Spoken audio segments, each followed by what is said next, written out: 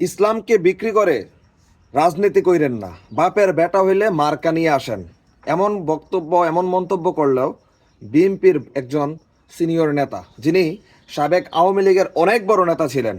ভাই, আপনাকে বলছি শুনেন, ইসলামকে বিক্রি করে বাংলাদেশ জামাত ইসলাম কোনোদিনও রাজনীতি করে না। ইসলামকে বিক্রি করে যারা রাজনীতি করে সেটাই হচ্ছেন আপনারা। বিভিন্ন ওয়াজ মাহফিলে যান বা বিভিন্ন গানের মঞ্চ যদি যান, ওইখানেও আপনারা কোরআন তেলাওয়াত দিয়ে শুরু করে এবং নাচ গানের পর্ব দিয়ে শেষ করেন।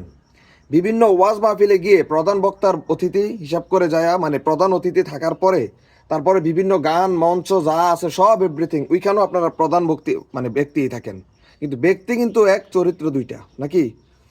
তাহলে আসেন, ইসলাম নিয়ে কারা রাজনীতি করে, ইসলামের রাজনীতি কারা করে এবং ইসলামের রাজনীতির বাইরে কারা করে। আপনি বললেন যে বাপের বেটা হইলে মার্কা নিয়ে আসো। আরে ভাই, মার্কার জন্য তো জামাত ইসলাম চিল্লাবে না, মার্কার জন্য চিল্লাবেন আপনারা। এখন আমি আপনাদেরকে একটা পরিসংখ্যান দিই। বাংলাদেশে এখন বর্তমানে যদি দুইটা বড় দল থাকে, এটা হচ্ছেন জামাত ইসলামরা। এখন আমি আপনাদের টোকাইরা নিয়েই মূলত এই প্রতিহিংসার রাজনীতি আপনারা শুরু করলেন। আপনাদের এই বড় বড় 4-5টা কথার জন্য আপনারা যে কত নিচে যাচ্ছেন আপনারা নিজেরও কল্পনা করতে পারতেছেন না। এখন আসেন, আমি কেন এই কথাটা বললাম। গতকালকে দেখলাম আপনার যে পোস্ট ডিবিসি নিউজে যে নিউজটা করা হয়েছে, ওই নিউজের নিচে আমি দেখলাম যে রিয়েক্টগুলা প্রায় 40,000-এর মধ্যে প্রায় 26-27,000-এর মতন আপনার হাহা রিয়েক্ট পড়ছে, এংরি রিয়েক্ট পড়ছে 300+, লাভ রিয়েক্ট পড়ছে 3,000, আর লাইক রিয়েক্ট পড়ছে মেবি 17,000 এরকম। তাহলে আপনার জনমতটা কোথায় আছে আপনারা কি জানেন? এবং কি আপনি কি কমেন্টসগুলো পড়ছেন? ওইখানে কিন্তু জরিপ হয়, মতামত হয়। আপনার নেতাকর্মীরা কোথায়? মাইকে ঘোষণা করে আমাকে যদি চাঁদা না দেওয়া হয় এই বাজার আমার কন্ট্রোলে চলবে, এগুলা শোনেন নাই? বিভিন্ন সেক্টরে 5 আগস্টের পরে বিভিন্ন সেক্টরে আপনাদের ভূমিকা জাতি দেখতে পায় নাই। আপনারা নির্বাচন চান, আওয়াজ তোলো, সংসদ পার্লামেন্টের নির্বাচন আগে হবে, যেটা সরকার ভালো মনে করবে অথবা এই বাংলার জনতা ভালো মনে করবে সেই নির্বাচন হবে, তাতে আমাদের কোনো আপত্তি নেই, যেটাই হোক। এখন বিষয় হচ্ছে আমাদের নিবন্ধন অথবা জামাত ইসলামের যে মার্কার বিষয় নিয়ে আপনি কথা বললেন, আপনাকেও সেটাই বলি। আপনারা জানেন যে ফ্যাসিস্ট সরকার, আপনি আওয়ামী লীগ স্টাইলের কথা বলতেছেন, আপনি ওবায়দুল কাদের 2 ভার্সনের কথা বলতেছেন বর্তমানে। এগুলা কিন্তু আমরা বলতে হয় না, আমরা কিন্তু দেখে ফেলতেছি। আপনাকে ওবায়দুল কাদের উপাধি দিতে বাধ্য হয়ে গেল জনগণ। এখন আসেন, আপনি কি বললেন? আপনি বললেন বাপের বেটা হইলে মার্কা নিয়ে আসো। আমরা মার্কা ছাড়া নির্বাচন করব? যদি আমরা মনে করেন নির্বাচন করি, আমরা কি মার্কা ছাড়া করব? যদি আমরা মার্কা পাইয়া যাই, তাহলে কি আমাদের বাপের বেটা এটা থাকবে না থাকবে না? থাকবে কি থাকবে না এটা বলেন।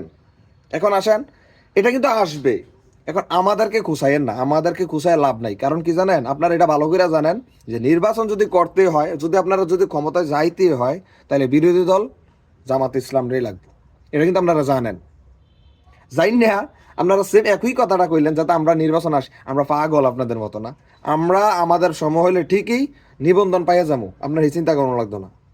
নিবন্ধনের জন্যই আমরা মূলত আগাচ্ছি।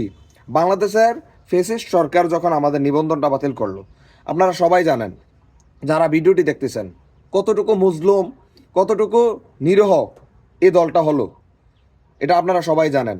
সবাই কি ওপেনলি জামাত ইসলামের তারা রাজনীতি করতে পারে নাই, কারণ তারা যখন করছে তখন তার কাছে কি খাবলা দিয়ে ধরে নিয়ে আসতে হয়েছে।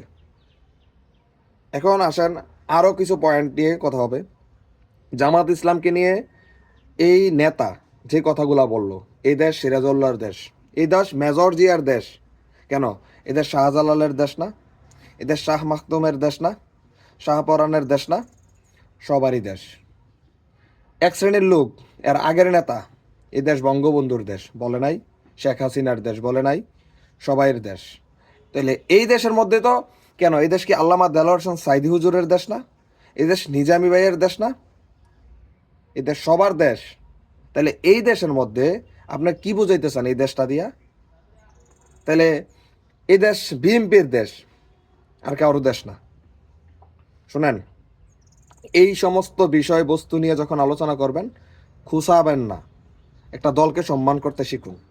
যখন একটা দলকে আপনি সম্মান করবেন, তখন আপনি সম্মান পাবেন। আপনারা সবসময় খুঁচানোর কারণে কতক্ষণ চুপ করে থাকা যায়?